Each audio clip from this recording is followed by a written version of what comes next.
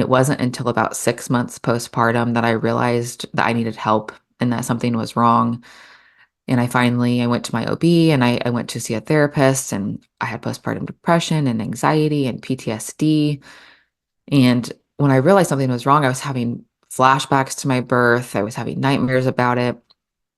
And I was just like constantly like crying. And at one point, I had blamed my son. I was like, why were you in a bad position? Like you're the reason that this happened to us.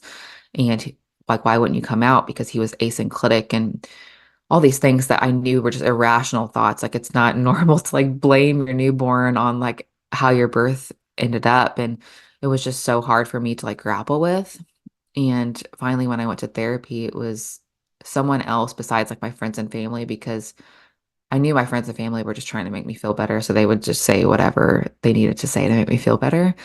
But it was my therapist that finally like acknowledged the trauma and acknowledged the experience, and that it was something that uh, wasn't my fault, wasn't my son's fault.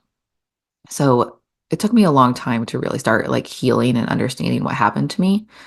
But I knew right away that if we were to have more children, like I did not want this to happen again. Like this could not be the way another birth turned out. So I never even considered like if we had other kids like scheduling a C-section. I just assumed that everyone went on to have a vaginal birth. I never heard the term VBAC. I didn't know it was such a big issue that had pushback against it.